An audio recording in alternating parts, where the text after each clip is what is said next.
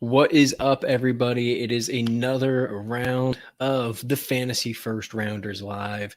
As always, here with me, my boy at Real Ryan Hicks, of course, myself at FFR Tom, and once again, missing our boys here at BWit24, the Dragon Billy Witt, and Chris Pinto at Aggie Kappa Sig. Hopefully, we'll have them back here soon. But in the meantime, we still have a lot to cover, so we want to jump right into it.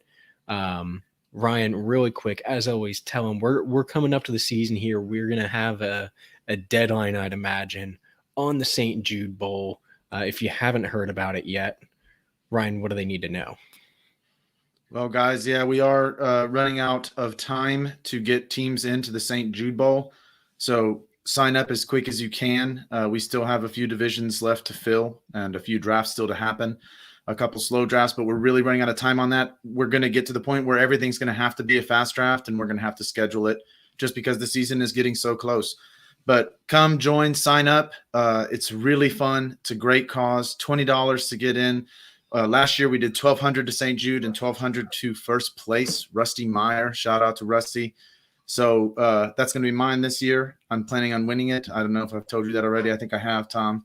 But I'm assuming I'm going to be winning it this year. But come join, beat me, beat Tom. You got Pinto and Billy in it as well. See if you can hang with the big boys. Yeah, you have mentioned once or twice that you plan on winning it, but I don't know. I'm going to come in with some hot takes and try and take this thing from you. But before we get into the meat and potatoes, if you will, of today, some news coming out of the NFL over the last 2 days or so here. So obviously the big ones are the quarterbacks. We've had two of the kind of quarterback battles get decided. The first one is in Denver. The Broncos announcing Teddy Bridgewater going to start over Drew Lock. What do you think about that? I don't like it. It makes me sad. Bridgewater is not a great fantasy quarterback. We saw some viability last year in Carolina, but I honestly think he was capping them, and that had a lot to do with McCaffrey being down and them wanting to throw more. Here, they should have a solid run game, a good defense. I don't see this being as exciting as a Drew Lock-led offense is, and it kind of is going to push my projections down on basically every skill position player outside running back. I just don't like Teddy Bridgewater, and I'm hopeful that Locke can beat him at some point in the season to salvage some of the stuff that I did. Yeah, I mean, I'll tell you what, don't get me wrong. If you watch the show, I like Teddy Bridgewater. I liked him last year. He's a consistent quarterback, right? He's not a bad player by any means. But that safe floor, or safer floor, I'll say, is nothing compared to the limited ceiling. I think it really caps the potential for this team.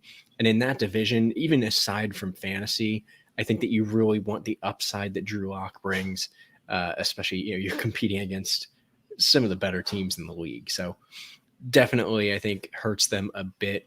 But the other team here, less of a surprise, I think a bit of a disappointment for, all of us involved in this show. The Jacksonville Jaguars announcing that Gardner-Minshew can finally go take a shit because Trevor Lawrence has won the starting job. So Gardner-Minshew, unfortunately, is number 2. I know I'm very bummed about that. I'm very hopeful that he gets traded somewhere where he can go play. I mean, hey, send him to Washington. I don't think that'd be a terrible place. I think he could start in Philly. Houston. I think he's better than Jalen Hurts. Houston, if we aren't seeing any massage therapists down there.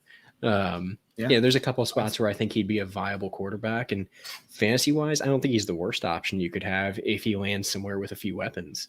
As like a QB2 or, kind of a depth play. I'm not saying he's QB1, though he is in our hearts.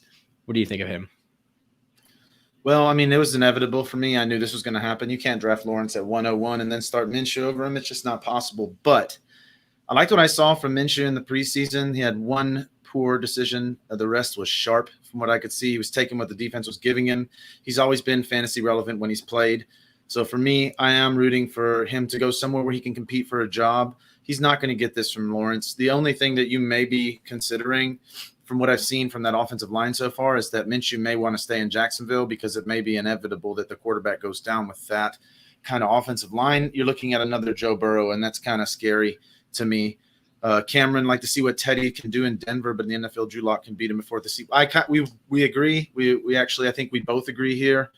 I think Lock is going to get that job eventually because I just think there's a ceiling. This offense can't be fully unlocked with Bridgewater like it could be with a fully realized Drew Lock. Yeah. One last piece of news coming out of Jacksonville. One of the picks I didn't really like at the end of the first round, Travis Etienne going to the Jaguars. Obviously, James Robinson also down there. Etienne going down. Lisfranc fracture in his foot, so he's out for the season.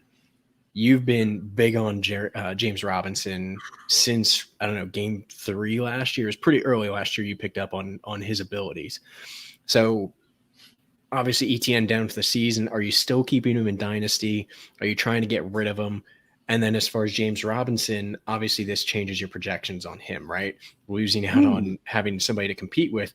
What does this do to those two for you? So yeah, I'm holding on to Etienne in Dynasty. He's still an asset for me, and I don't think you're going to be getting fair value for him if you trade him right now. I think that's just the reality of it. You can't sell him at his current price. Oh, my goodness. J-Rob, I updated my projections today considering the Etienne injury.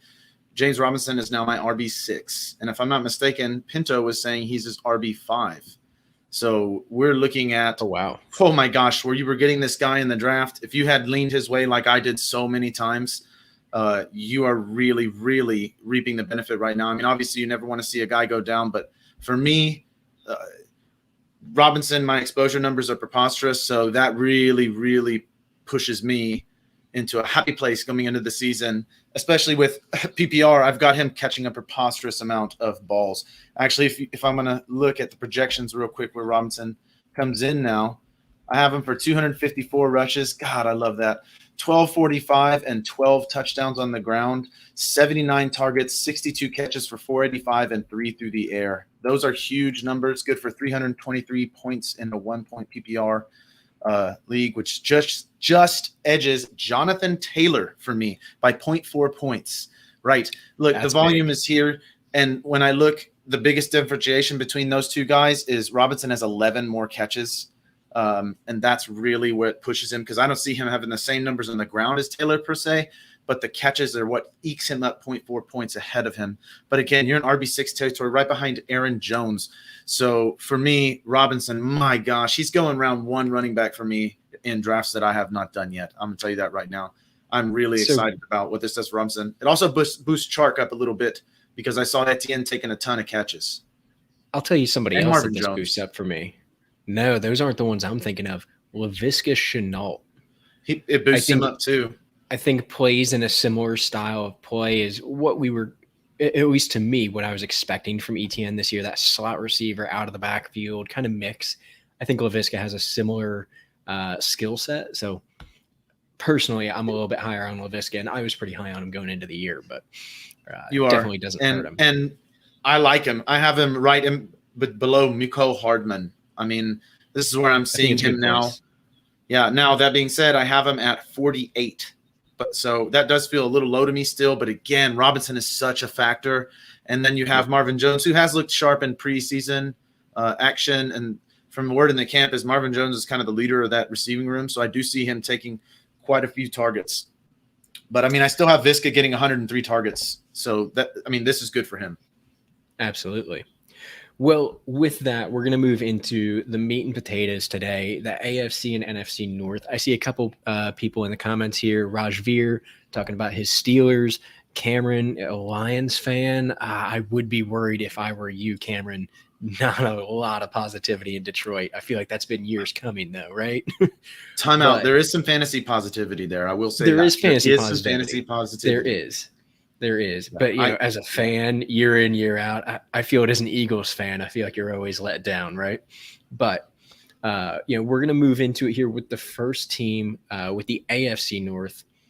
One that it's probably one of my least favorite quarterbacks in the league. Not that I don't like him as a guy or anything like that, but from a fantasy perspective, if you watch the show, you know that I always have this guy ranked low because I don't know how long it lasts. And that's Lamar Jackson and the Baltimore Ravens. Yeah, it's nothing against his ability. Obviously Lamar Jackson, the starter in Baltimore. I wish we could get some competition. A guy I really like, Trace McSorley. I hope Chris is at home playing the song from, was it Matty Fresh, I believe, right? But Lamar Jackson, your quarterback. In the backfield, J.K. Dobbins and Gus Edwards. Those are the big two. Justice Hill there as well. The receiver room, a little bit different from last year. Added Sammy Watkins, obviously Marquis Brown and Miles Boykin there. Rashad Bateman, the rookie. Devin Duvernay, James Prochet.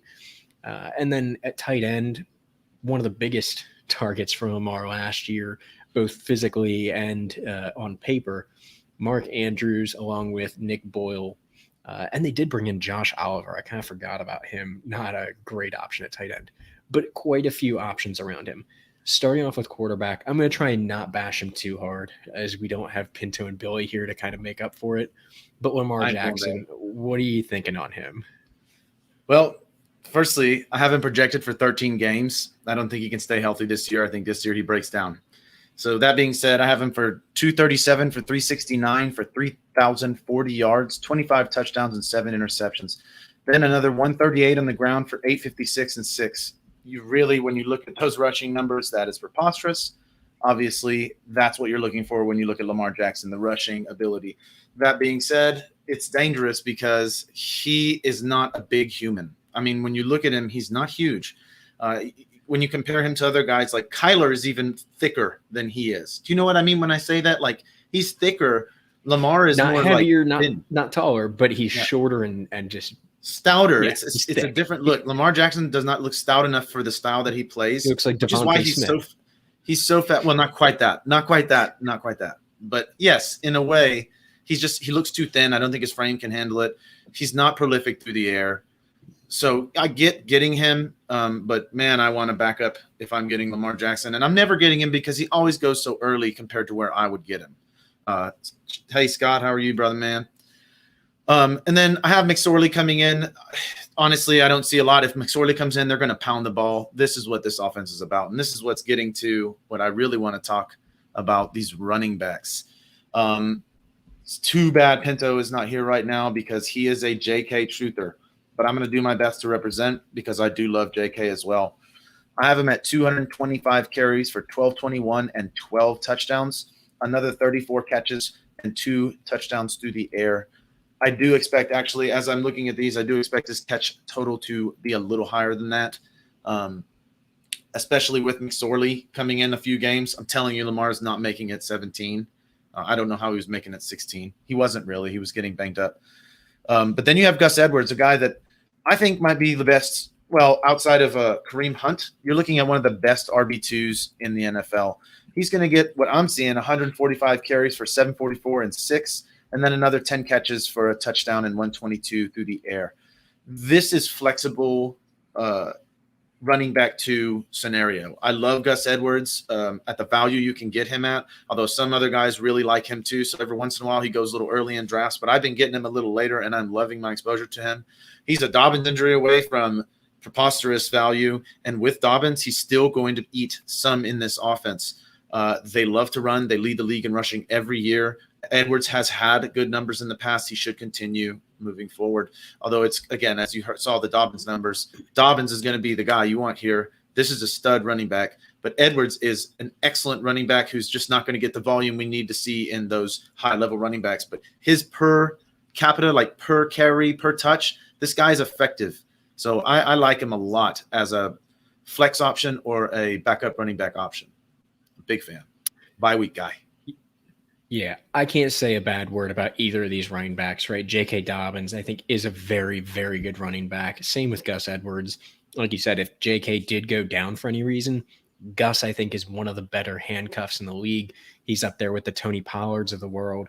Blank out his name up in Minnesota, Madison. Yeah, they're the guys that when the running back one goes down, these guys can still produce, right? AJ Dillon, Gus Edwards, AJ Dillon as well. I didn't even think of him. I think of him less as a handcuff, just because he still goes out there and vultures touchdowns week in and week out. I guess Edwards is like that too, man. Yeah, not that They some of have these other guys similarities. don't as well, but yeah. Yeah. So like I said, nothing bad to say about either of them. Lamar, I do want to clarify, right? If you're listening to the show here, and Ryan, I think you'd probably agree with this. It's not that we're hoping Lamar goes down, right? By projecting him for No. 13 games Never next wish season. an injury on anybody. I exactly. We never hope that. The concern, and I think both of us last year were the same way, it's that we don't want him on our team because of the uncertainty that comes with a player that's running for 1,000 yards a season as a quarterback, especially one that's not built like Derrick Henry, right? Yep. So it does make me a bit nervous with him, and it's more of just kind of hedging my bets. I don't want to be the guy that takes him in the second round and he goes down week 3. Yeah, feel that. So, like we said, Lamar, I think he's still going to have a good season. You know, there's 13 games or so that he's in. I would guess even if he does miss some time, we're looking over 800 rushing yards. My biggest concern is his ability to throw the ball. I know he's not bad at it, right? He's an NFL quarterback. But when you look at his completion percentage, his highest was 2019 at 66.1%, with 36 touchdowns and 6 interceptions that year. He does a pretty good job of not throwing interceptions, though I have seen a number of dropped interceptions from him. Seems like he is always higher on the list for interceptable balls. I don't love that. But with all that being said, the receiver room isn't too bad. So Sammy Watkins, Marquis Brown, Rashad Bateman, who I liked coming out of the draft, pretty big body. I think is a good fit for this team. You look at the way Lamar plays with the tight ends. I think that Bateman can be a similar guy, 6'1", 210. He's not huge, but bigger than a guy like Hollywood Brown. Yeah. Yeah, for me, Bateman's health is concerning for me at the moment, but I still like him. Marquise Brown does offer a tiny bit of rushing upside, in my opinion, but not really enough to do more than comment on. When I look at the receivers, I see Brown leading in targets just because he is that deep ball threat. 101 targets, 59 catches, 831, and 9 touchdowns. This offense is just built for him with that over-the-top speed. He's every game one play away from being very fantasy relevant. So I'm really into, especially in best ball situations, I love Marquise Brown a lot. It's hard for me to try to roster him and start him every week because he's so iffy on what he's going to do. But, man, those big games really pay off. Bateman, if he's playing all the games, I have him at 67 targets. This is more a reflection of what this offense is. They're not going to throw that much. They're going to run more. 67 targets, 41 catches, 615, and 5. So, again, there's a serviceable receiver there, but not one you want to be starting every week in your roster. Sammy Watkins, the Lizard King, I really can't get behind any of these guys getting more than 40 targets. I like Devin Duvernay. You got Miles Boykin still. You got Tylan Wallace and James Proche even, like guys that I really think could do pretty well in other situations. But in this one, there's just not enough balls to go around. When you consider the next position we're talking about, tight end, Mark Andrews, 101 targets, 64 catches, 830 and 8. This is a guy you want to own as a tight end. Sometimes his price is a little too steep for me comparatively, so I don't have a ton of exposure, but I get reaching for him. He's so touchdown guaranteed per se in this offense. That offense can run the ball. When they get into the red zone, the defense is going to sell out. Play actions are easy. So Mark Andrews is almost always the guy that capitalizes on that. As you can see, those are elite tight end numbers. Nick Boyle offers some upside if something happens to Andrews. And then I've always loved Josh Oliver, but the guy can't stay healthy. I just see him maybe having, if either one of those tight ends go down, he may have some streaming value if you are really having issues at tight end. But otherwise, I'd rather have Nick Boyle. Yeah, exactly. Desperation mode. You're in a 16-team league where you can start 2 tight ends. You may be in a problem here. Josh Oliver might be a streaming option for you, but only if one of those 2 guys goes down. It's Mark Andrews and nobody else even close, though, when it comes to what their ceilings are. His red zone efficiency is preposterous. Yeah, definitely agreed. I mean, these tight ends are definitely the benefit is if the argument that Lamar isn't the most accurate quarterback in the league, and again, you point to those, completion percentage numbers. I know that's not an exact metric of how accurate is the quarterback, but if you're only hitting the low to mid 60s, likely it's going to help to have a big target with sure hands. And that's what you have with Nick Boyle and Mark Andrews. That's where I think, again, Rashad Bateman helps out. Sammy Watkins, not a terrible option for that either. And Marquis Brown, like you said, he reminds me a lot of a Deshaun Jackson. He's that big play guy. He relies on the 100 to 150-yard game with 1 or 2 touchdowns, but then it's going to be 1 or 2 weeks where he has 2 catches for 12 yards, and that's it for the week. It's boom or bust with a guy like him from what I see, right? I don't see a consistency with him that makes me want to go out and get him as my starting receiver. More of a flex play that I want to put in week to week. But I think there is some upside to this team. Again, it all revolves around quarterback play, and we'll have to see what Lamar does and if he's healthy for the season. Another team that there's questions around quarterback health, the Cincinnati Bengals. Joe Burrow obviously goes down last year, torn ACL. He's back this year. Probably the worst pick in my opinion in the first round. I know I said I didn't like the ETN pick. I hated the Jamar Chase pick, and it's not against Jamar Chase. I think he's a great player. I think he'll be fantastic. But you had every single lineman on the board. We'll get to that with Jamar Chase, but you had every lineman on the board still. You have your pick of them, and you have no O-line there. So definitely doesn't help to go out and get another receiver if your quarterback doesn't have time to throw the ball. They did get a backup guard in Deontay Smith, their third string center in Trey Hill, and third string guard in Jackson Carman. So that's the most they upgraded on the O-line. It's not beneficial. I don't care if you have T. Higgins, Tyler Boyd, and Jamar Chase and Auden Tate to throw to. You won't have time to do it. The other thing that doesn't help is Joe Mixon in the backfield, and I'll bring him up as Samaje Perine, Trayvon Williams, and Puka Williams. That's your backfield pretty much, and Chris Evans, I guess. Not a lot going on back there. Not anything fantastic, right? Don't get me wrong, Chris Evans I liked in college, but a 6th round pick, I believe. Going to be questionable how much he really sees the field.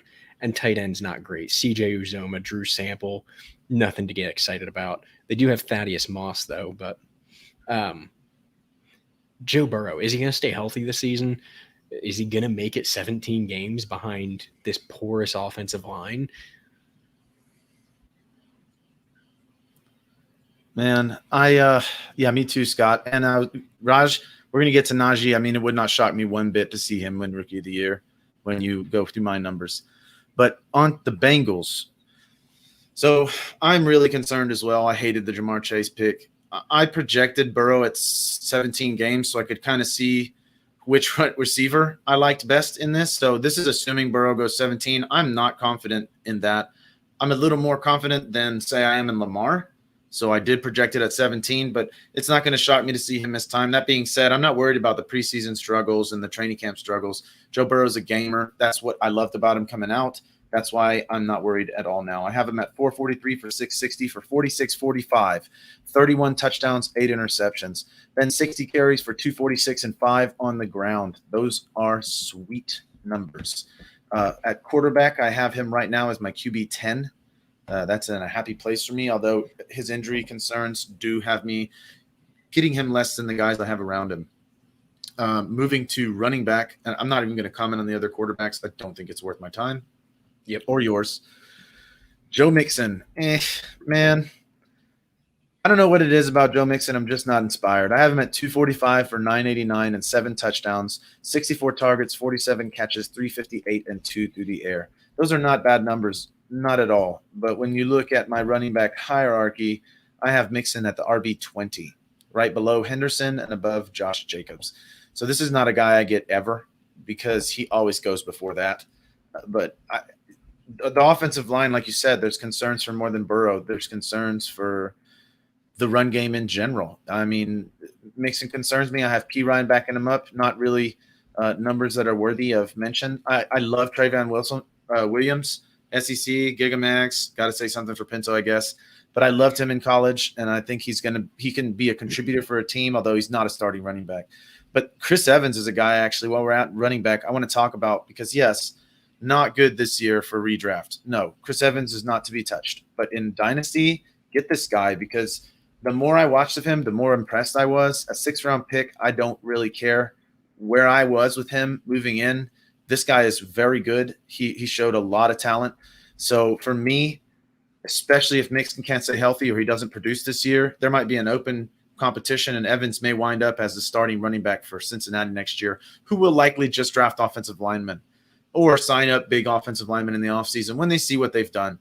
But where do you see a running back 2 in this group?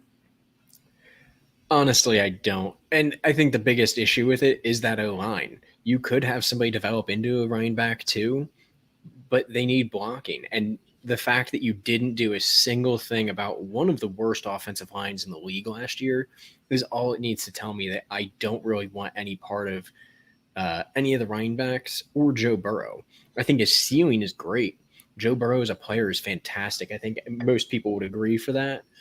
But the problem with it is, from what I've seen in practices and the preseason, I do see a little bit of hesitation from him.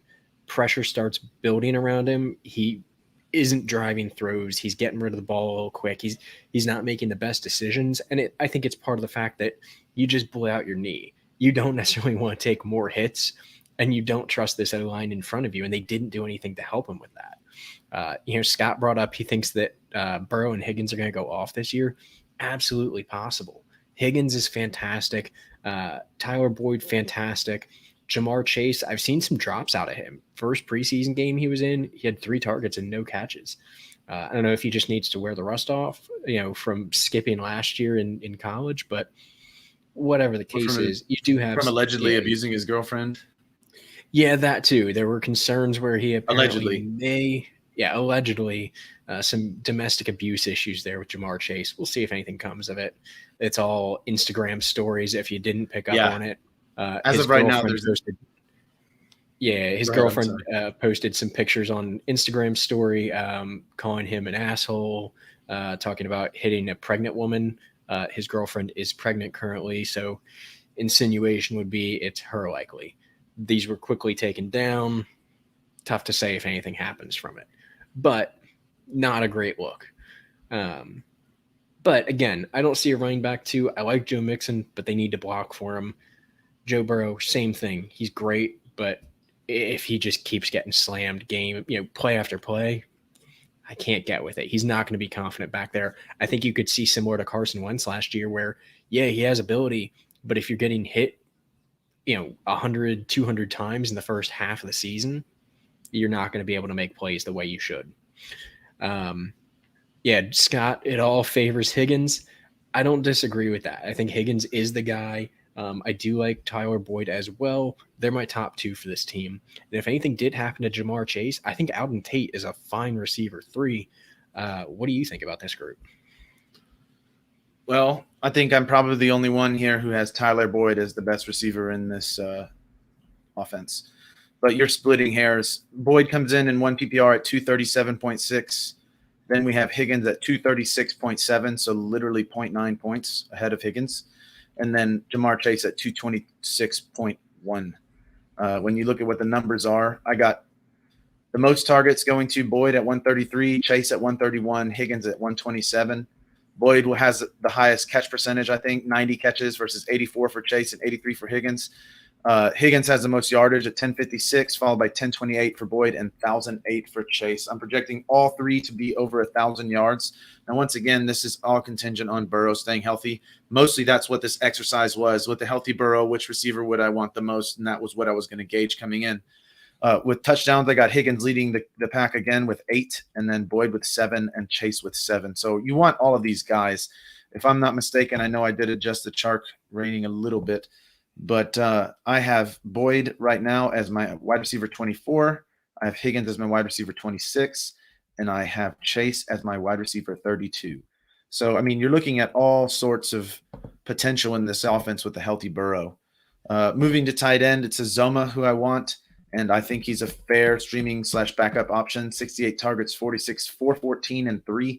If you look at that and compare it to where he's going to wind up as a tight end 2 with that doesn't upset me. This offense can just be so prolific that whatever tight end ends up, and I think it is Uzomah, with the majority of targets, is going to be fantasy relevant in some way, shape, or manner. Although he's not, again, I don't see tight end 1 upside, I do see safe tight end 2 situation. If you're playing in 2 tight ends or tight end premium, this guy might be worth your time. Yeah, I will say CJ Uzoma, his best season was 64 targets, 43 receptions, 439 yards, and 3 touchdowns back in 2018. Not exactly inspiring numbers. Drew Sample, his best season was last year, 53 targets, 40 receptions for 349 and a touchdown. Neither one gets me excited. Like you said, could be a streaming option. It doesn't take a ton to be a top 12 tight end in the league. And hey, if a receiver or 2 goes down for him, these tight ends automatically become an option because you need targets to throw to. And I think that there's a team that likely could be playing from behind a bit this year. You're going to have to throw the ball. You're not going to have a ton of time. So these tight ends that are bigger targets can definitely be helpful for a young quarterback like Burrow. But the guy that is big and I think is going to be the target, T. Higgins, 6'4", 216 pounds. Last year, 108 targets, 67 receptions, 908 yards, and 6 touchdowns. I mean, it doesn't get much better than that in a rookie year, right? That's fantastic, especially when you consider half of that year, give or take, was played with Brandon Allen and I can't even think of the other guy's name, to be honest. But Finley, yes. Ryan Finley. 2 terrible, terrible quarterbacks. So I don't think you go wrong with any of the top 3 receivers, assuming they're healthy, assuming that they're playing, they don't have any off the field issues keeping them off. And even Alden Tate in a deep league where you have a deep bench, I don't hate having him there on the bench as a guy that you could throw in if somebody goes down, or just, they run 4 receivers throughout a game. I think they'll be throwing quite a bit. Best ball. I like Tate more than I do in other formats. Agreed. Yeah. Well, that brings us to the third team here in the AFC North, one that I'm a little surprised that the quarterback situation going into next year is a question mark, right? This is somebody going into a contract year.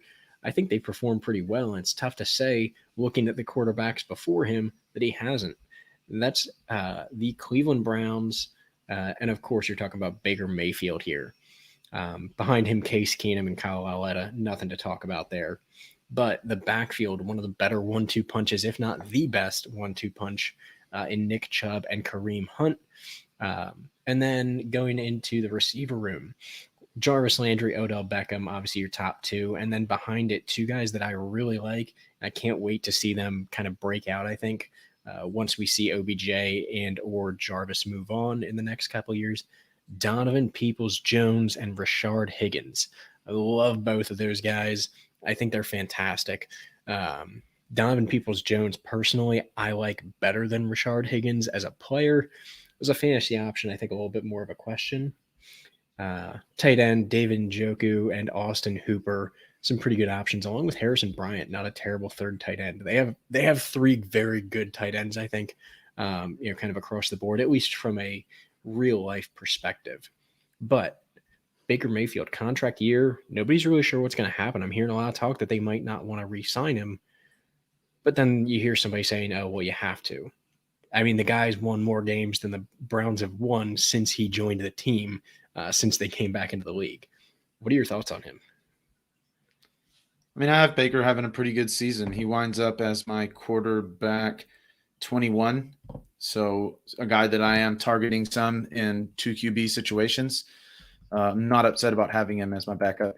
362 for 552, 41-58, 30 touchdowns, 11 interceptions. 49 carries, 151 and 2 on the ground for him. That kind of is what limits him for me. The rushing attack around him is so preposterously good that he really doesn't need to run, nor should he. He should stay healthy and let this offense do what it can do best. Moving on to running back. Goodness gracious me. Nick Chubb, you absolute animal. 290 carries, 15-21, 14 touchdowns. 51 targets, 38 catches for 333 and 2 through the air. Nick Chubb is my running back number, where are you? Number 8. Running back 8. I love me some Nick Chubb.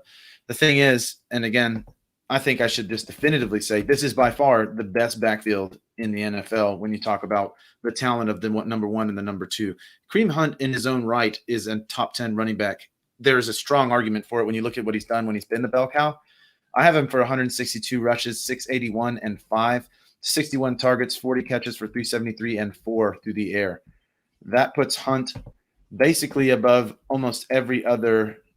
He is my running back 27. So even over some starters in this league, I like Kareem Hunt. I get him a lot because, again, he just seems to – Chubb really does destroy his ceiling, obliterate it. But he's still very valuable for what he is, which for me is like a flex running back or the RB3 on your team. Oh, because, again, I've got him ranked as an RB2, so I'm not even upset about him as an RB2, although the way I like to go after running backs, I don't want my RB23 to be my number 2 running back. I prefer somebody a little higher. D'Ernest Johnson does have some upside if either one of these guys goes down. I don't think Demetric Felton does. I think it's Johnson. He's shown what I've saw in the regular season. I saw it again in the preseason. He's very explosive. He can make people miss, and he's fast. This is a guy that if I had the Chubb Hunt tandem, I would certainly have D'Ernest Johnson on my bench somewhere just in case. And I do have the Chubb Hunt tandem in a few leagues. I really love it because if Chubb goes down, goodness gracious, Hunt becomes preposterously again, top 10 right in immediately.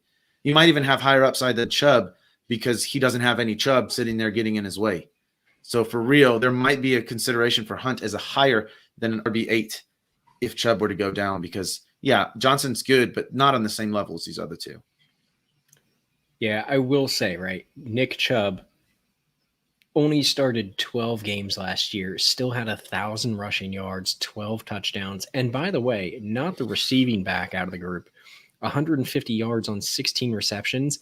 He only had 18 targets, so that's only 2 missed receptions there. Yeah, he's effective. It's pretty impressive for a guy that's not a ball catcher, right? That's not his job. He's no half Chubb. He is full Chubb, flying. Kareem Hunt, though, 16 games played last year, 5 of them started. The thing I love with Kareem Hunt is his effectiveness, right? 4.2 yards per attempt. That's the lowest he's ever had in his career. He averaged that over the last 2 seasons, 4.6 and 4.9 his 2 years in Kansas City, respectively.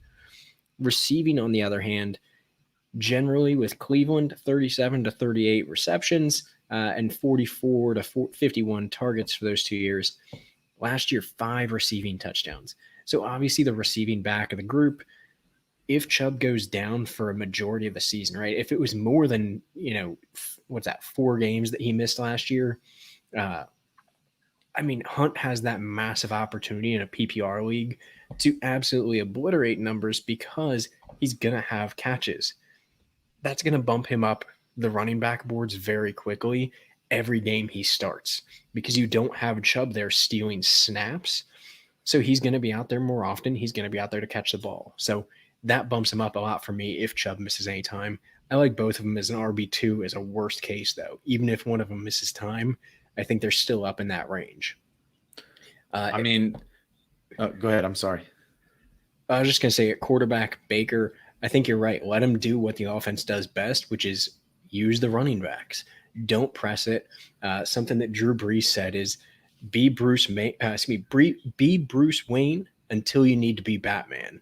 You don't have to be Batman all the time, right? I think that's Especially what Baker needs to learn. Yeah. When you have this group of running backs, let them carry the load until you have to turn around and be Batman. He has the ability to do it. We've seen great plays from Baker. And if he's just playing as Bruce Wayne, if you will, and he's playing smart, he plays good ball. He's going to be a very viable QB2 or, super flex, however you want to word it. Or at worst case, he's your guy to play on a bye week.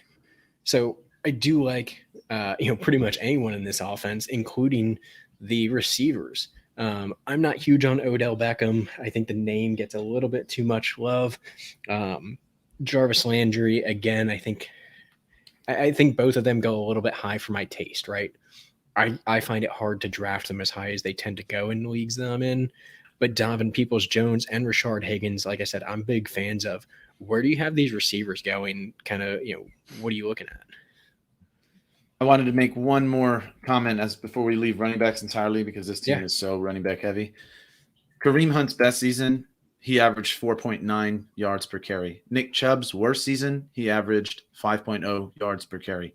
So even even amongst these two giants, there is one that is special. And if something were to go down with Hunt somehow, Chubb instantly would project at least for me as my RB2, if not outright RB1, if something were to happen to Kareem Hunt. That would be you would get to see a fully realized Nick Chubb, which is an RB1 type of a player. Now, moving to receivers. Landry's a guy I kind of lean here just because of he gets catches. That's what he does. I got him at 108 for 75 versus Odell 110 for 62. The catch percentage is a big difference for me. 947 yards for Jarvis, 911 for Odell. Both of them score 6 touchdowns. Jarvis has a minimal impact on the ground, nothing serious, nothing, again, that skews it too much, but I still lean Jarvis here. When you talk about Higgins and DPJ, I'm going to lean Higgins still because I think Peoples-Jones is likely due to break out next year when either Landry or Beckham is likely no longer with this team. Higgins is the guy that's done it before. I think he'll do it again. I have him at 61 targets, 39 catches, 557 and 3. That's a guy you can have on your bench, especially if one of these guys above him go down, which for Odell, I don't feel confident in his ability to stay healthy the entire year. And Jarvis does seem to get banged up too. With DPJ, I have him for 20 targets, 12 catches, 149 and 1. It's really underwhelming, but I do see the upside here, and I also am a fan. At tight end, I kind of like both these guys, but Hooper is the guy for me. 68 targets, 46, 454 and 3. That being said, David Njoku will be involved in the offense. 42 targets, 29 for 316 and 3 himself. If Hooper goes down, I think Njoku has standalone value. If not, I really don't. There's other guys around that range that I'd rather roster than Njoku without a Hooper injury to consider because there are a lot of weapons in this offense, top to bottom. Agreed. I do think if either one of those tight ends does go down, Harrison Bryant is a fine stand-in. And again, not a situation where I want to actively go out and get him, but in a deeper league, you're a little desperate for a tight end as a streamer option maybe. Harrison Bryant could be a guy if one of these ones goes down. Like you said, I think both tight ends have standalone value, and when they're in together, I think they both have value to be had. Again, somebody that you're starting a couple tight ends or again, deep leagues. But the receivers, right? Odell Beckham Jr., I just can't get with – he hasn't played a full season since 2016. His closest was in 2019. He started 15 games and technically played 16. That was the best one. But really it was, you've seen 2,000-yard seasons there since coming to since 2016. His catch percentage never been that crazy other than his rookie season. About 62% was the highest, generally in the 50s for the last couple seasons, though. Still gets some touchdowns. But again, I think that where he gets drafted is just too high for his true value. I don't know that if he didn't make that catch in New York, that he would ever be the superstar that he became. I think if it weren't for that catch, he would have been an average receiver. So I can't buy into the OBJ train. Donovan Peoples-Jones, I do want to talk about really quick, just with upside, right? Again, I think you're right. I think that maybe not this year, but next year is going to be the breakout year. But looking at last year's stats, small sample size, only 20 targets, but he had 14 receptions, which makes for a 70% catch rate, averaging 21.7 yards per reception and 2 touchdowns for 304 yards. This is a dude that's 6'2", 212. That's not a small receiver. He's not huge, but that's a good size. I think that when you pair him up with this type of offense, if he gets the snaps, if he's out there, he can play. Maybe not against, the number one cornerback on your team, but as a wide receiver 2, wide receiver 3 on a team, I would love any shares I can get of this guy. So if OBJ goes down again, this is a guy I look to pick up. If, we see Landry go down, this is a guy I look to pick up. And again, like I said, I do think you're right where next year is going to be his year. Rashard Higgins probably going to be the wide receiver 3 here. But somebody I really have to keep an eye on there is DPJ. But this brings us to a possible offensive rookie in the year. Yes, potentially. Potentially. My numbers, he definitely my has, numbers would lean it. I think it's tough to argue against it. And I think personally, the best true rookie tight end. true tight end. Right. Ooh, yeah, So I love me again, Cat. it's a little asterisk, but the Steelers, right? Obviously, Big Ben Roethlisberger back. I don't know how I feel about it, but I do want to point out who's behind him because Ben Roethlisberger has missed some games over the last few years. You have Mason Rudolph and Dwayne Haskins.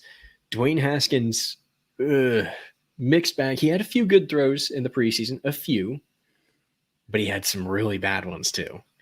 And we all know Mason Rudolph, he still hasn't recovered from getting hit in the head by Myles Garrett with his own helmet. I don't know that he ever will. The backfield, though, Najee Harris, the possible offensive rookie of the year. This is a guy, I mean, we'll dive into it further, but I think close to 300 touches. I don't think that's too crazy to expect out of him. You know, it's tough to say anything else. Benny Snell is behind him, as well as Anthony McFarland and Jalen Samuels, as well as Kalen Ballage. They did bring him in. Nothing crazy there, but he's your RB4 or 5. Receiver, kind of an interesting one. I have mixed feelings about most of this group. Juju Smith-Schuster, your number 1 wide receiver. Can he really be a true number 1? Chase Claypool, Deontay Johnson, Ray McLeod, James Washington, and then at tight end, they have Eric Ebron, but then they brought in, like I said, I think the best true tight end in this rookie class is Pat Freiermuth. I'll talk a little bit more about what I mean by true tight end once we get into this tight end room. But quarterback, is Ben Roethlisberger playing all 17 games this year? If he does, what's it look like? If he doesn't, who starts the other games? So I've got Ben going for 15. I think, he's proven to be pretty tough for most of his career. If this line can just be okay, he's got the weapons where he can stay upright. But I have him going for 15, right? And I have Haskins coming in for the other 2 because they really, what in reality they want to have happen is to trade Haskins. He's not the future, neither is Rudolph. They don't have it there. Ben is all they have. I got Ben in 15 going 392 for 594, 42-18, 33 touchdowns, 14 interceptions, negligible rushing contributions. Don't touch the other quarterbacks for any reason. I mean, unless you're in like desperation mode, Haskins is likely going to be the starter. This is nothing good for Pittsburgh here. But yeah, I'll take Roethlisberger as my QB2 type level. I think my projections for him have him winding up. Oh, yeah, it's kind of down here. QB 24. So again, right outside my edge range of what I am looking for my second quarterback. So I do have a little bit. Sometimes he goes way too late, and I do get exposure to him as like my third quarterback. But no, I'm not that interested in Roethlisberger. I am interested in Najee Harris. I have him going 235 for 1,098, 11 touchdowns, 61 targets, 48 catches, 335, and 3 on the ground. Those are pretty impressive numbers. In my rankings, that is good enough for running back 13, just outside the tier 1 running backs. But a guy I definitely have exposure to. He's so special. The biggest knock on him really is the concerns with the Pittsburgh O-line. It is not the concerns with Najee. And, some of that may be mitigated by the talent in the receiving room. The defenses may not be able to focus on the run, and Najee may get some more space, and those projections might look silly at the end of the year. But if this line can't run block, which they did prove, they've been one of the worst run teams in the league for the last 3 years, consistently finishing bottom 5, definitively last year. So you think they're going to try to establish the run, but can they? So that's what caps Najee from being right up inside the top 12. He's definitely – I love his talent. He was definitely my favorite running back coming in. Behind him, I don't even really want to talk about him because I don't think it matters. If Najee goes down, I'm out of this running back room entirely. I think it's Snell that spells him the most, but McFarland is going to have a little bit of a hand in it as well. He has familiarity with the coach. So to me, it's just Najee. I'm not touching the other guys. Yeah, I'm all in on Najee. If I can get him, I want him, right? Like we said, I think he's going to be close to that 300 touch mark, if not hitting it this year. I will say I don't love that long term for him in the next 4 or 5 years, but for the next 2 or 3, I'll take every bit of it. Especially if Big Ben goes down. Just from a sheer volume standpoint, Najee is going to be the guy. I I can't hope that these receivers are still going to catch the ball with Dwayne Haskins throwing to the grass 15 yards away. I can't take that. So again, Najee's the guy. Like you said, I think Benny Snell is the main backup. I do like the ability he has, but not necessarily as a starter. He's not. I don't want that to be my bell cow. Ben Roethlisberger, I have concerns. I think that where he's going in drafts, I don't hate having him as that QB3, right? And that's genuinely where I've seen him and gotten the value from. I have two other quarterbacks with high upside that are, younger and probably going to make it through the season. And Ben Roethlisberger's there for maybe a bye week, or if somebody's going down and I really am desperate at quarterback. I don't know what his shoulder, can he really throw the ball well through a season? We've seen some struggles on that. Can he really drive it late in the season? We'll find out. This receiver room, though, Juju, can he be a true number one? Like I said, a lot of question marks with this team.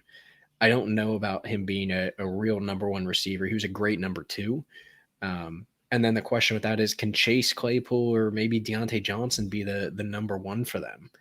I just don't see it, at least for the next year or two with Claypool. I think he needs to develop a bit more. But I do like all those guys. Ray McLeod's a fun one. He's kind of that Deshaun Jackson Jr., if you will.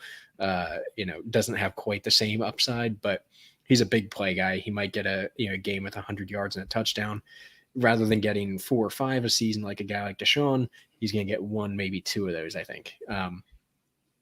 And then James Washington, I can't go without mentioning him, though I don't know that for fantasy he's super relevant.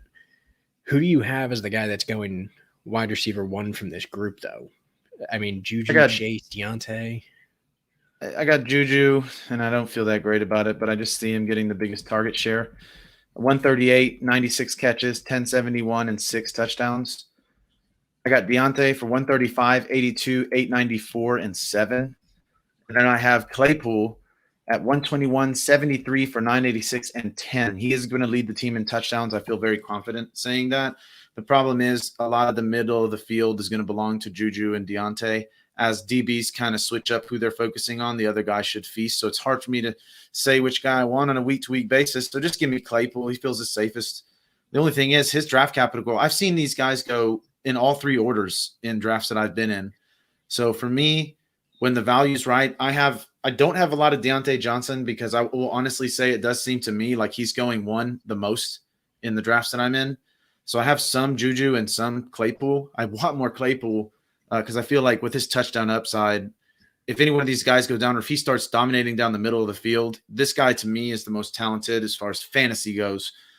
So that's the one I want. I have Ray McLeod being the 4th guy there over. Washington being the 4th guy there over McLeod. I think Washington just really has never had the opportunity, but he has shown some flashes to me that I want to see more of. But none of these guys, for me, it's all negligible. It's the top 3 or bust. If an injury or 2 happens, then Washington and McLeod may. So I lean Washington. I'm assuming you're leaning a little McLeod, but one of those guys could step in if 1 or especially if 2 goes down. But we move to tight end, and I'm going to tell you gospel truth right now. After seeing Pat Freiermuth, I am going to be changing my projections because I was assuming, honestly, in the beginning when I made these projections, and I have not updated them, that Ebron was going to take the majority of the targets right now while they eased Pat F in. But the problem is, and like we've talked about it, and I didn't really – he's a good blocker too, and that's not something Ebron is necessarily known for. So I don't even want to go over the projections, but I have Pat F as a much better option. I think he's going to border on top 12 as a rookie. And again, you're looking at a lot of guys in that range. So he could be like tight end 20 or tight end 8. It's a big range of guys that are really going to be moving around there. But for me, I have exposure because I think the ceiling is just preposterous. For Ebron, I do think he has some value as well just because of his red zone prowess. But it's Pat F shows it's just sooner or later. It's hard to know how long Ebron's going to remain viable because, like you said, the best true tight end, and I will agree, this would have been a tight end 1 in most drafts. If the other guy I think that has a chance for Rookie of the Year, Kyle Pitts, was not in it, and he's not really a tight end. Let's be realistic. He's a receiver. We've been over this. So Pat F for me is a guy I'm really excited about. More in Dynasty than anything, but in redraft I do have some exposure just because I like what I've seen. It looks good. Yeah, I mean, like you said, Freiermuth, true tight end, great blocker. We saw maybe not great coming out of Penn State, but at least good. He was a very Baby solid Gronk. blocker, right? And yeah, his run after catch isn't fantastic. He's not the most athletic tight end. He's not a Mike Gesicki that's going to burn somebody, but he has enough skill to get separation and is a great possession tight end, right? He'll catch the ball 15, 20 yards downfield and hang on to it. He might not get He's more than a powerful. yard or two past that. Exactly. There's not a lot I don't like about him. And like we said, our boy down in Atlanta, Kyle Pitts, is more of a receiver. His blocking isn't there. So to me, Freiermuth and Tremble, the two real tight ends in this group, I think you're going to see Pitts running out of the slot. That's the difference. So Or Pitts out wide. probably going to, yeah, exactly. Pitts is probably going to have the better fantasy season, yes, but just from a volume perspective, as a true tight end, Freiermuth's my favorite. And I do think that you could see him be a bit of the forgotten guy with these receivers because, like we said, with Chase Claypool, Deontay Johnson, Juju Smith-Schuster, and then either Washington or McLeod, whoever it is, there's plenty of receivers out there, and Najee Harris to kind of distract a defense from a rookie tight end that you're expecting to kind of block because the offensive line is less of a question mark than a lot of teams, but they have lost some pieces to it. So I think that it could spell some targets for him. And I think you're right. Ebron could be a bit of a fantasy, there's going to be a red zone target, could steal some of those, plays from Freiermuth. But I don't know if that lasts all season.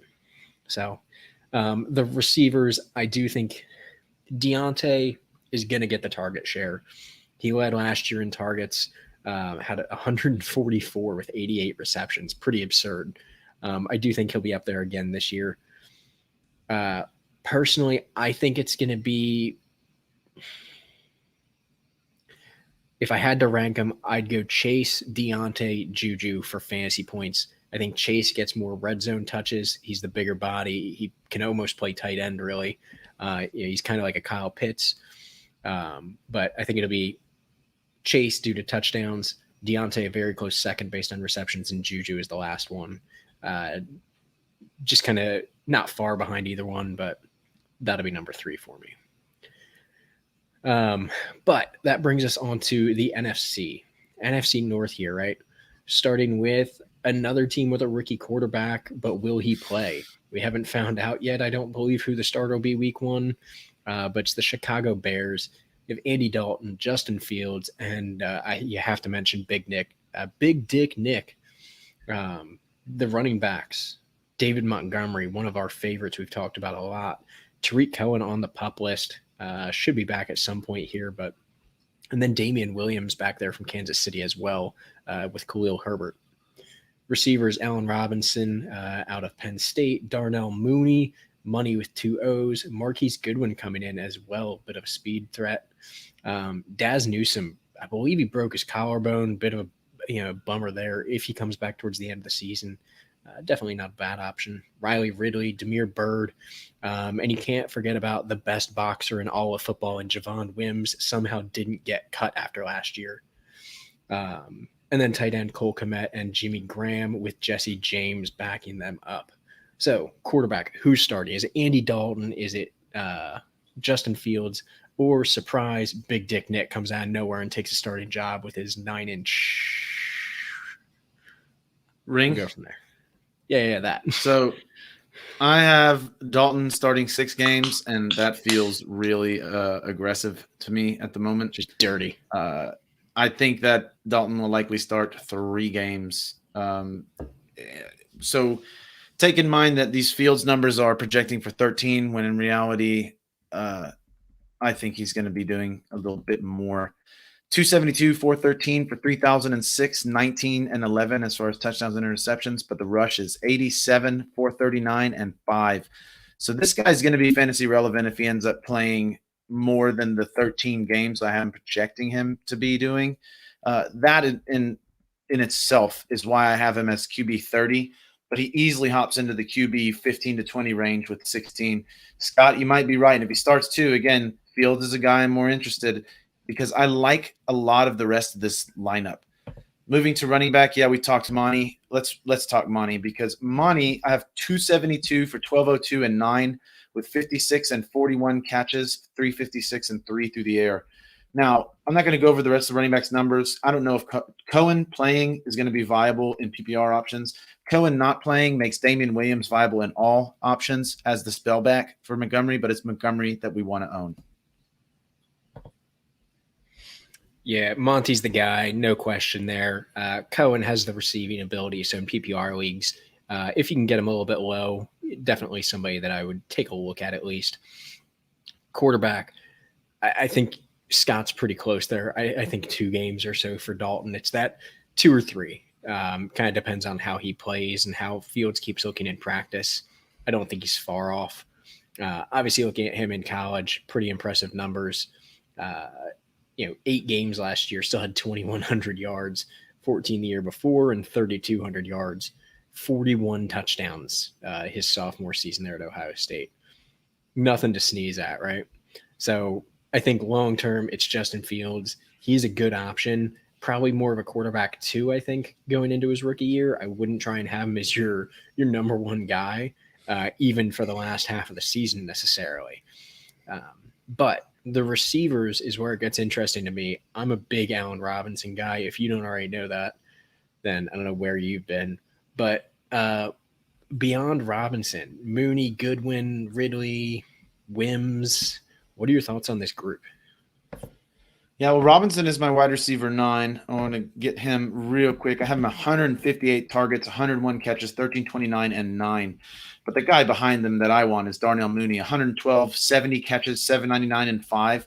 This guy also has a bit of rushing ability, but I don't see it being anything similar. I mean, anything serious. Nobody else really excites me here because I do like the tight end room. Cole Kmet is a guy expecting a breakout from. Jimmy Graham should be a little bit in the way, but I see 72 targets, 47 catches, 557 and 5. Those are good tight end numbers right there. Jimmy Graham, again, if Kmet goes down, Graham becomes relevant and viable, but it's Kmet I want here. Kmet is a guy that I have been getting. I know Pinto has been all on him as well, but those are really the receiving options. Robinson, Mooney, Kmet. Those are the guys that I want. The rest of them, nah, because you got Cohen. If he's healthy and playing, he's the next receiving option in reality. Damian Williams can be that guy. David Montgomery can be that guy. I don't see the other guys being big impacts on the offense, especially when they have Cohen and Montgomery on the field at the same time. Agreed. Cole Kmet has a lot of upside. I do like him long term. I don't know how much he gets in this year, and like Jimmy Graham is 48 years old and still stealing targets from him. I think it's a bit ridiculous. But as soon as Kmet has that tight end room to himself and they're not trying to stretch Graham's career, I'm all in on him. Receiver, I think you're right. It's Robinson, Mooney, and then question mark from there, probably Bird. But Marquis Goodwin, he'll probably get a game or 2 out of. Another one of those speed guys. He's going to get a game of 150 yards and a touchdown, and then that's it. I like Daz for the future. I do like Daz long term. He's somebody I'm keeping on taxi squads. A lot of upside, but Goodwin not somebody I really want long term. I don't know if he's ever played a full season, to be honest. I think he focuses more on trying to run track and field, but definitely not a bad player in real life. But Allen Robinson, really quick. This is a guy that, he should be a wide receiver 1 year in and year out. I think he kind of gets forgotten about by a lot of people. I think it was because he played for the Jaguars for a few years. I think that kind of killed his name, even though he had a 1,400-year season with them with 14 touchdowns. But the last 2 seasons, 1,150 yards and years makes no difference with 98 receptions in 2019, 102 receptions last year with 1,250 yards. Those are pretty insane numbers. You can't hate it. And I think the value's there. I think, again, like I said, I think he gets forgotten about in drafts, and he slips just a little bit to that low-end wide receiver 1, high-end wide receiver 2. And I think that his floor is very safe no matter who the quarterback is. Agreed. But now we come to a team who traded a quarterback and brought in a new quarterback. Bit of a worse option, I think. But yeah. Golden Boy Jared Goff into Motown, playing with the Detroit Lions. little bit scary to me in a bad way. Um, what is there to like about this team? Looking into the backfield, DeAndre Swift, questions around if he'll be there week 1. Jamal Williams, Jamar Jefferson back there in the backfield to kind of supplement him. I think Jamal Williams is going to be the one that starts week 1 if DeAndre Swift is unavailable. I don't hate his potential, but I don't think he's a true running back one for a team, and I wouldn't want to rely on him as such. Receivers, they blew out the receiving core. Now you have Brashad Perriman, Tyrell Williams, Khalif Raymond, and Quintez Cephas. And then, we got to bring the 2 guys up that we love, Sage Surratt and Amon-Ra St. Brown. Have to mention them. They also have Geronimo Allison, a name, if you watch Green Bay, you know that name. Maybe not going to be a guy that starts much, but you have to bring him up. And then the best position for them is their starting tight end in TJ Hawkinson. They took also the guy that the Bengals should have in Penei Sewell. So, Golden Boy, Jared Goff. How's he going to do with this new coach in Detroit? Nah, not that interested. Although his numbers are not like fantasy irrelevant per se. I have Goff as my quarterback 23. So there are some exposure levels to me because, again, I don't think they're going to be able to run the ball as much as they want to. They're going to have to throw. And because of that, Goff is going to be able to put up numbers. I got him for 409, 631, 44, 68, 28 touchdowns, 13 interceptions. Negligible stuff on the ground, really not a big factor there. Running back, so I have Swift as my running back 16, and I'm looking at the guys around him, and I've been taking them over him in drafts because I'm just not confident in him. I'm not sure about his health. Jamal Williams is a guy I wind up with. If Swift misses time, Jamal Williams I'm interested in, especially at his draft capital. If Swift doesn't miss time, I think he's going to have some standalone value here, even with a healthy DeAndre Swift. This is a guy I get exposure to. I have him 112 rushes, 454 and 3, 57 targets, 44 for 306 and 2 through the air. So again, he's just a DeAndre Swift injury from being very relevant in the backfield, but it's not a backfield that I'm really interested in. I don't believe in it. I guess I should say. Yeah. I will say I like DeAndre Swift. The injury concerns leading into the season do worry me a little bit because even if he comes in week 2, is he fully healthy and does that carry through the entire season? I don't know. Long term, I love him, right? But I will say the best thing he has going for him is the fact that you have Penei Sewell, arguably the best tackle or offensive lineman even in this draft, one of the best centers in the league in Frank Ragnow, and Taylor Decker, not a bad option at left tackle as well. So the center and tackles are very good. Hal Vaitai, not great, and their other guard here, not great either. But it could be a worse line to run behind is the point I'm trying to get to, right? Are they going to get to run? Or are they going to be behind the whole game? That's my concern. That is true. I do have some concern about that. But DeAndre Swift does have at least some ability to catch the ball. For sure. But then again, so does Jamal Williams.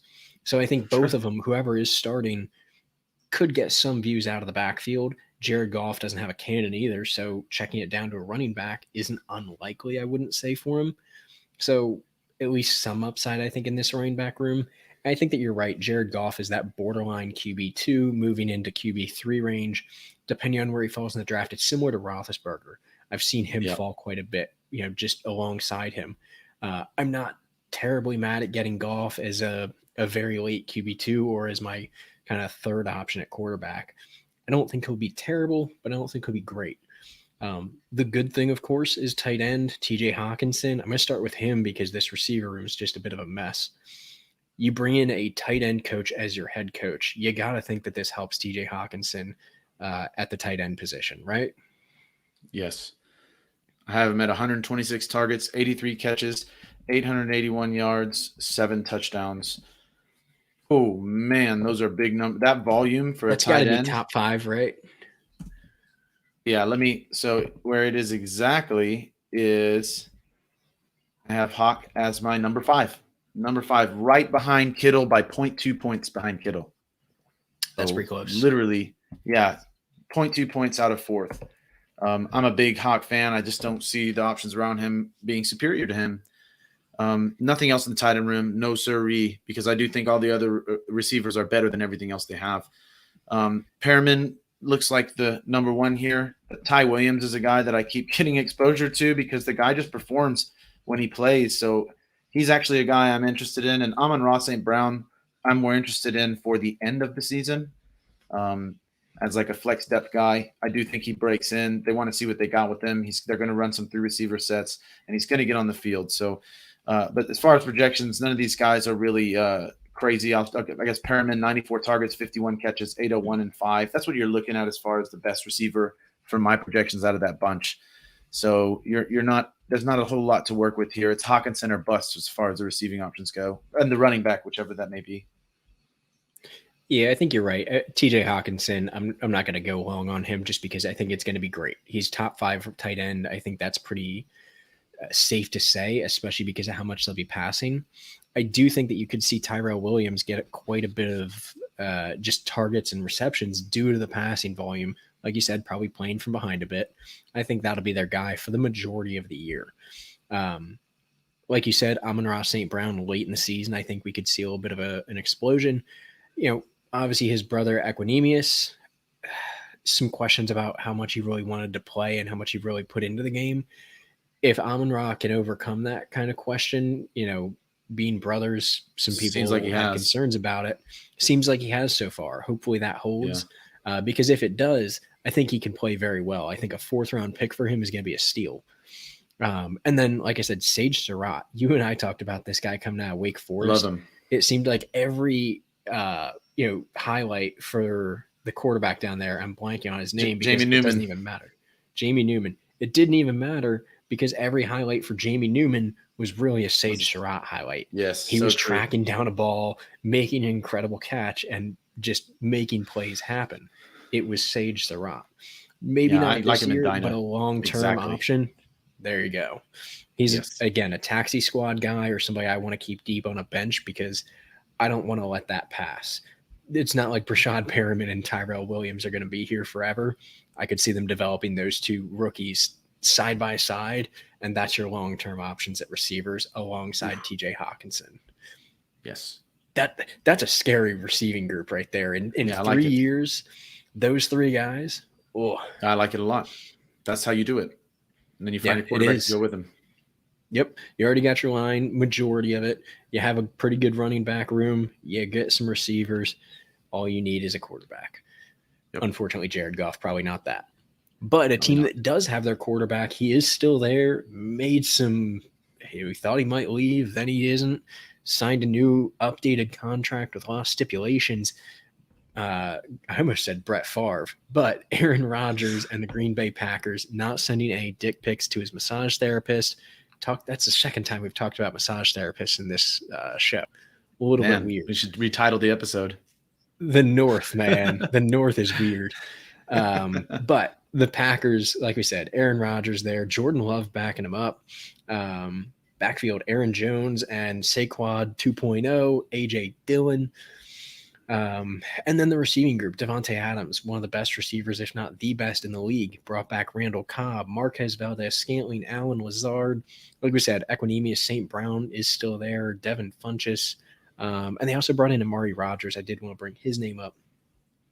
Tight end, Robert Tonyan Jr., somebody I'm a big fan of. Tight end 3 last year, I believe it was. Jay Sternberger, a bit of a bust, last year. Hopefully we see a bit more out of him coming into his 3rd season.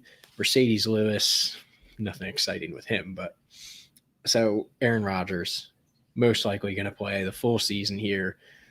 Is it the Aaron Rodgers we all know and come to expect over the last 10 years? Oh boy, 409 completions, 599 attempts, 49-16 passing yards, 42 touchdowns, 6 interceptions. QB6 for me, by the way. He also can contribute some on the ground, not a lot, 42 carries, 186 and 2, but that is more than a lot of the guys that play like him. Again, QB6, not touching really any of the other quarterbacks. I'm not a Jordan Love believer at all in any capacity. So this salvages everything for me. When I made these projections with the idea that Rodgers would play, praying to God, because I've been drafting Aaron Jones a lot. 251 rushes, 1297, and 12 touchdowns, 81 targets, 59 catches, 499 yards, and 3 touchdowns through the air. That puts Aaron Jones as my running back. Where is he? Okay, running back 5. Oh, yeah, we were talking about Robinson earlier as 6. Jones is 5. Loving it. A.J. Dillon, this is not a guy that's just chump either. 119, 586, and 6. Limited in the passing game. That's really what cripples him for me as the backup running back, is that Aaron Jones really should be catching those balls. It shouldn't be anybody else. You got Kylan Hill as the 3rd for me, and I just, there's too much talent ahead of him, but if any one of the guys goes down, Kylan Hill could be a viable option. Yeah, I mean, Kylan Hill, I like what he had in college, but obviously 2 big names, at least for the last 2 years, talking about A.J. Dillon here. But, 2 big names that it's going to be tough for him to get playing time ahead of. So Aaron Jones, A.J. Dillon, I'm all in on them. I think RB5 or so is pretty accurate on Jones. He's definitely a solid RB1 if he's playing. The only thing with him that concerns me is maybe does he get capped a little bit by A.J. Dillon, stealing some touchdowns and goal line work. The good news for him is that this is a team that doesn't necessarily get down inside the 5 as often. Aaron Rodgers tends to, like to score from the 5 to the 15, in which case I think Aaron Jones is the guy you see a little bit more often. So depending on where they land on the field is going to be who gets the touchdown there. Aaron Rodgers, like you said, it's Aaron Rodgers. I'm not going to go past that, but the receiver room is, I think, carried by Aaron Rodgers. Obviously, Davante Adams is incredible. Randall Cobb was great. He's 53 years old now, but beyond that, I mean, you're carrying a bunch of guys that probably shouldn't have any business being where they are on these rankings. Am I right? Yeah. Yeah. Does I'm sorry. I was just surprised oh, you're good. Go ahead. Does anybody surprise you out of this list or kind of catch your eye beyond Davante Adams? Well, Lazard is the guy that I'm most interested in. I also want to comment, Adams, my wide receiver 2 by 1.3 points. 168 targets, 126 catches, 1479, and 15 touchdowns. So you're looking at surefire wide receiver 1 here. It's a no-brainer. Lazard is the guy that I want on the side. When he was healthy last year, he was so definitively the wide receiver 2 for them that it makes me confident that if he's healthy this year, he will resume that role. 91 targets, 63 catches, 869, and 6. You can see those numbers are startable numbers for a receiver and what should be, once again, a pretty excellent offense. The thing is, MVS's numbers are not too shabby either. I like Amari Rodgers, but this might not be the year he has the huge impact. He will just be more of a weapon for them than he will be like a top 3 receiver, unless maybe end of the year or if one of those 2 guys goes down. But that's really where I'm at, is those 2 guys with Rodgers a little bit outside. But it's Davante with a little sprinkle of Lazard in on the side. But on tight end, Robert Tonyan, 86 targets, 61 catches, 689, and 8 touchdowns. This offense is perfect for him to thrive. I have him as the tight end 9. And that's he's literally 0.7 points behind Logan Thomas at tight end 8. So he's right there in that upper echelon of tight ends that I do like to grab and snag if I'm going to try to hit tight end, although he generally goes around the same time as Gesicki. And so for me, I'm leaning Gesicki there. But otherwise, this is a tight end that I really like getting exposure to. The rest of them, no. Just Davante is a target hog in every way, shape, and form, and Aaron Jones is going to get his. So there's not as many targets to go around outside Tonyan, who's proven himself to Rodgers already. And then again, like Lazard is going to be the next guy. I just don't see it anywhere else. So question for you. Do you know what positions Robert Tonyan played prior to playing tight end? Come on, man. We talked about this last year, and I cannot recall. So in high school, he was a quarterback. Threw for 5,000 career passing yards, set his school record. Nothing out, absurd, but still pretty decent. Went to Indiana State. Quarterback his first season, starting 3 games. And then he moved to wide receiver. After that, moving into the NFL, he was a receiver still. Signed as an undrafted free agent with the Lions, and then they moved him to tight end once he gets to Green Bay. This is one of the best vertical threat tight ends who understands the game because of not extensive, history, but played quarterback for a while, understands how to read a field, understands how defenses work. well enough to find the holes and then has the speed to break away once he gets the ball in his hand. So pretty scary player in my opinion. Tight end 3 last year. I think he's top 5 this year. So I love his upside. And the biggest thing is that nobody else on that receiving core, aside from Devontae Adams, to me is a better player. Like, yeah, I like Alan Lazard. I like Marquez Valdez-Scantling. Sure.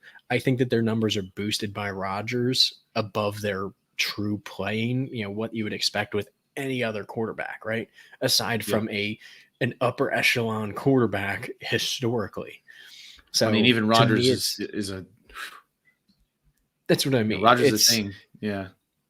Unless you're with a Drew Brees, you're with a Tom Brady, you're with an Aaron Rodgers, you're with a Dan Marino, somebody that is one of those top quarterbacks in the history of football, you're not going to play like that for these receivers other than Adams and maybe, like I said, Tanyan. Adams is going to get his. That's not a question, though. If he'll be there next year is a bigger question. I do think Alan Lazard. Yeah, exactly. I do think Alan Lazard is going to be the wide receiver 2 for this team. I think he'll outdo MVS, not by a lot, but a little bit. Equinemius, I think, will get in the mix a little bit. Like you said, Amari Rodgers, not a guy I'm mad at holding on to for dynasty into next year or the year after. But I think there is a lot to like with this team, at least for this year. It is a team I will start thinking about selling some of these pieces around the trade deadline. There's a lot of value. Yeah, in dynasty for sure.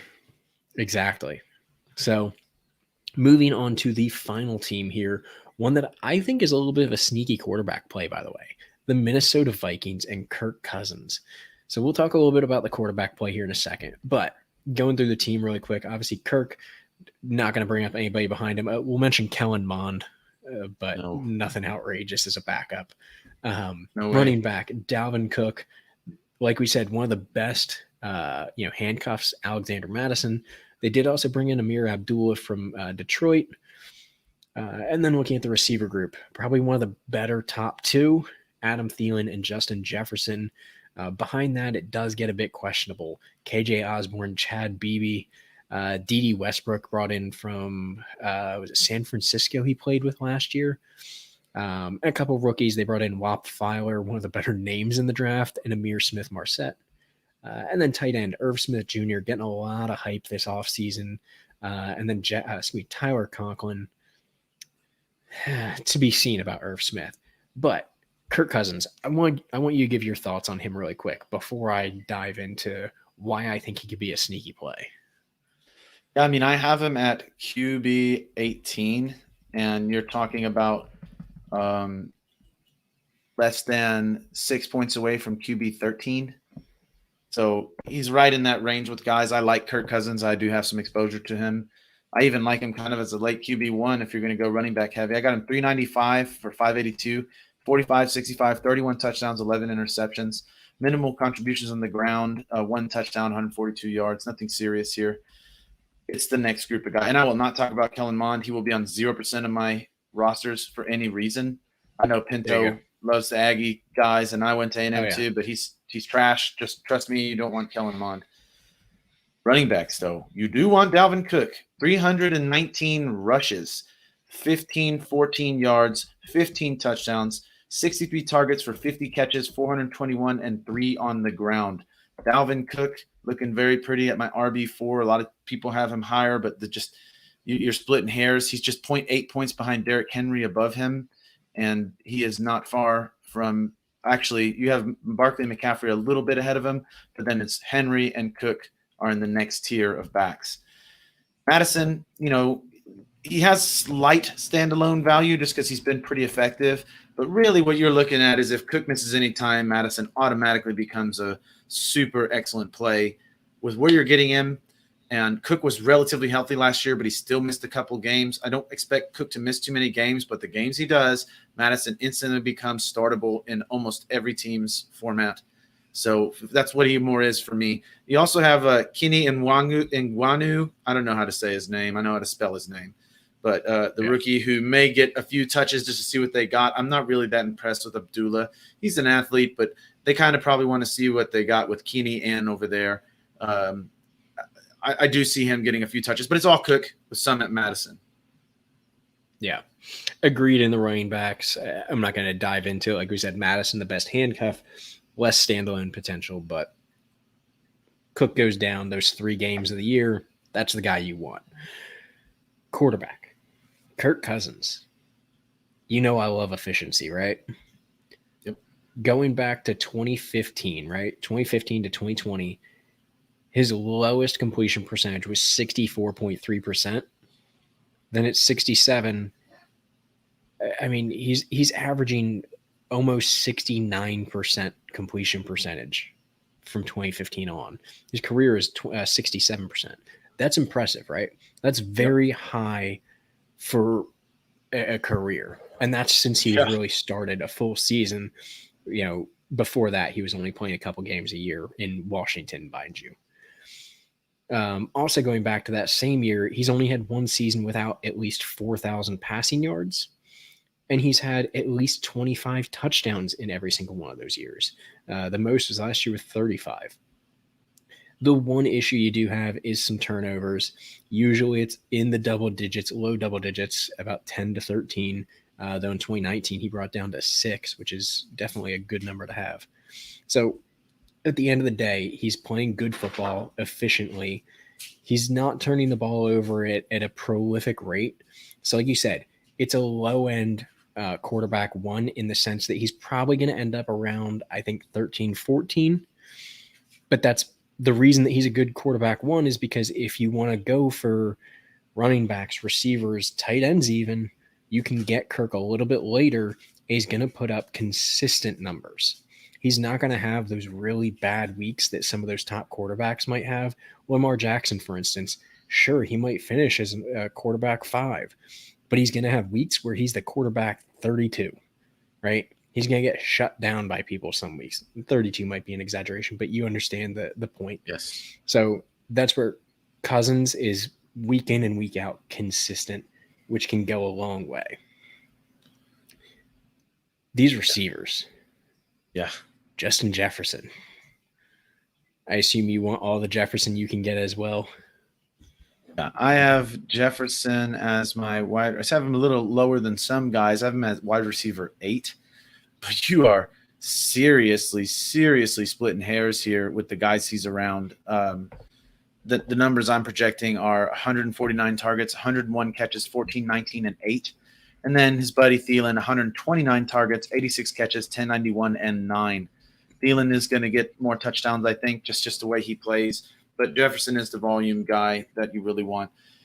That being said, I think Thielen's getting slept on a little bit because of all the Jefferson hype. I have kind of gotten a couple little shares of him. I am concerned that his age, that his best years may be behind him, but in this offense, he's proven extremely effective. Last year was the first year he didn't go over 1,000, and he got just to it, but he didn't eclipse it. This year, I think they get him over 1,000 again, and again, 9 touchdowns. He does have a safe touchdown floor. This offense is what I want some exposure to. Now, the third guy for me that I think is going to make the impact is Amir Marcette. He's a guy I really liked. Now, it's not a guy that I liked this year. There's just too much going on ahead of him. But when Thielen goes, I think it's Marcette that slots in as the 2 next to Jefferson, and that's when I'm going to be getting more of him. He's a guy that I got a lot of in Dynasty. I love him a lot. I think he's very good talent, and with the receivers around him, he should get space opened up for him. Now, I'm off on Irv Smith, 63 targets, 43 catches, 474 and 5. Yeah, those are decent tight end numbers, but not for where he's going. I have Irv Smith as the tight end 23. So you can see I'm lower, I think, than everybody is on him.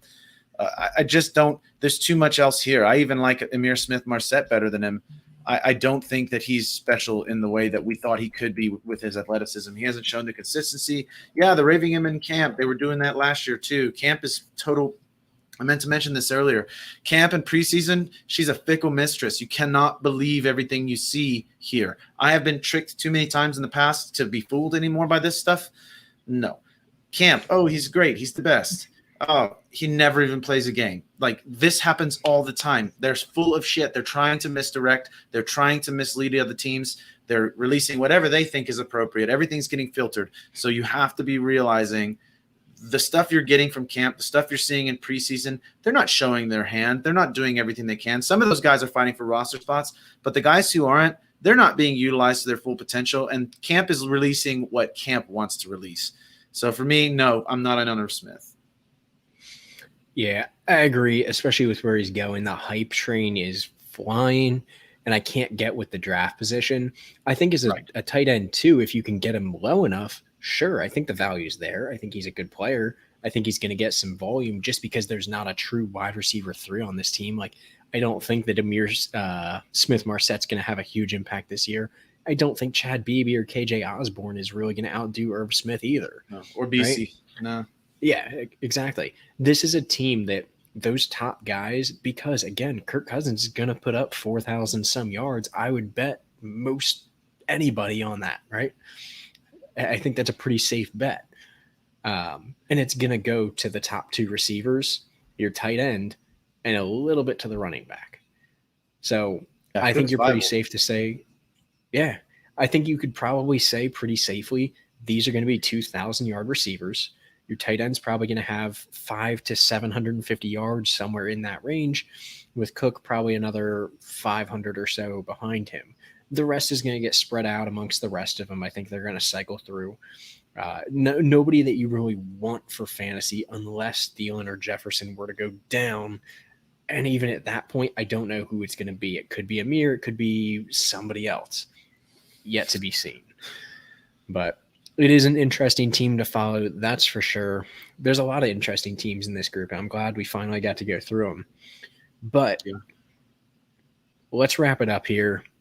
We're at 92 minutes. Tell them one last time about St. Jude Bowl. Like we said, we're wrapping up here. St. Jude Bowl is coming to a close. You're going to have to get in now if you want to make it in, right? Yeah, let's go. Get in. What are you waiting for? You can message me on Twitter. If you're on Sleeper, message me. I'm Ryan Hicks 63. Just holler at me. I'll get you in the division, get you drafting, get you into this thing. You're not going to beat me, but at least you can say you tried. So what are you waiting for? Get in this with us. It's the funnest. It's my favorite league we do. It's so much fun. I do weekly standings and updates. We are going to shout out the division leaders and high scorers in the pod like we did last year. It's a fun thing to be involved in. The community that we kind of formed there is fun. I love being in all the divisions and talking to people, watching the waiver wire. I'm going to put together an ADP of all of the drafts when it's all said and done, so you can see where you got Dalvin Cook compared to where he went in the other divisions, or man, where did you get Daniel Jones later in the draft compared to everybody else? I love stuff like that, so I figured you guys might like it as well. So we're going to try to get an ADP out as soon as all the drafts are done, so you can compare and see how much better you are than your fellow fantasy competitors. But please, y'all are running out of time. If you want to get involved, please do it quickly, because we are not going to have time to draft eventually. So we want as many as we can get in, but obviously spaces are limited because there's going to be a set time where we're going to have to cut it off. So get in quick. Again, it's just $20, raises a bunch of money for a great cause, children's cancer, and then raises money for the winner as well. Like, it's a great prize. $20 got you $1,200 last year. You can ask Rusty Meyer about it. He can brag about it, and I'll have to listen to it. So, again, come join us, get involved, help a great cause, and have a blast doing it. St. Jude Bowl, let's do it. Yeah, man. Message any of us on Twitter at FFRTom, at Real Ryan Hicks, at BWIT24, at Aggie Kappa Sig. Any of us can get you in, or our main page at Fantasy FR Live. It is at the bottom in the ticker. On Facebook, anywhere, we can get you into it. We have 2 weeks left until kickoff. 2 weeks, and it's 10 o'clock Eastern. We're going to call it 2 weeks at this point. 15 days technically, right? But we're ready to go. If you're not in the next few days, we're going to have to close it up. So don't want anybody to miss out on the opportunity, but we're going to have to move it on. But as always, we appreciate everyone tuning in. Next week, going to be our last. Well, no, we have 2 shows before. One show left, and then we go into week 1 coverage. Yes, so I can't wait. This is we're into our prime. This is the time of year that we love. We're ready for it. I hope you are too. So as always, thank you for tuning in to the Fantasy First Rounders Live. This has been at FFR Tom and at Real Ryan Hicks. We'll see you next Wednesday.